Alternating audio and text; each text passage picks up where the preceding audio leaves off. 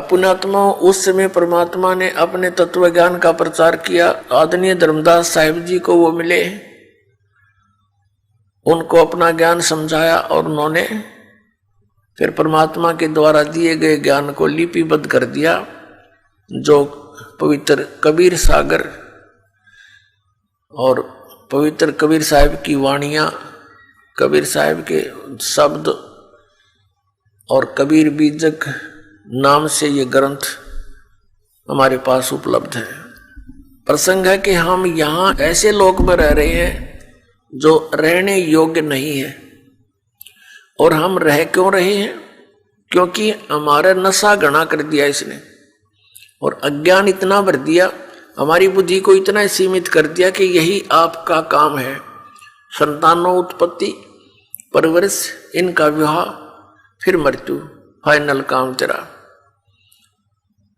अब परमात्मा ने आके बताया तेरा काम तो तूने स्टार्ट भी ना किया, जो करना चाहिए था आपको, उसकी तो शुरुआत भी नहीं हुई। और यदि किसी ने शुरुआत भी की है तो शास्त्र विधि को त्याग कर वो मनमाना आचरण है, वो व्यर्थ है।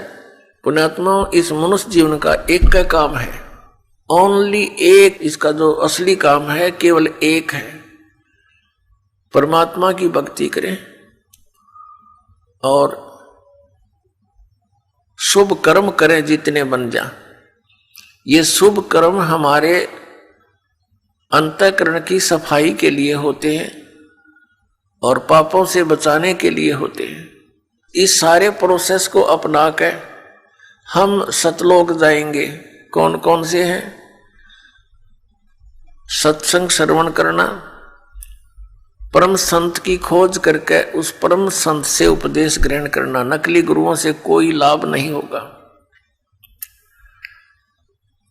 पांचों यज्ञ,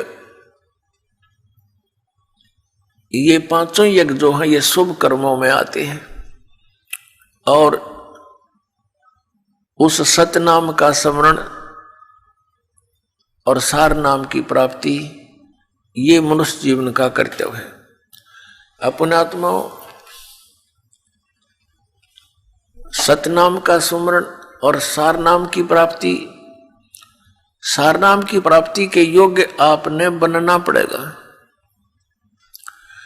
सतनाम जिसको मिलता है वो बहुत ही पुण्यकर्मी प्राणी है, क्योंकि इस सतनाम की अभी तक किसी को हवा भी नहीं लगी थी।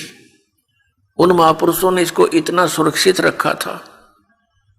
किन किन ने, जिनको भगवान मिले, जिनको परमात्मा स्वयं आकर मिले और इस धन को उनको देकर गए थे और कहा था अभी इसको डिस्क्लोज ना करना, ना तो बात बिगड़ जाएगी, अभी इसको डिस्क्लोज ना करना, अपने तुम स्मरण करना और अपनी अमृतवाणी में इसका प्रमाण छोड़ जाना।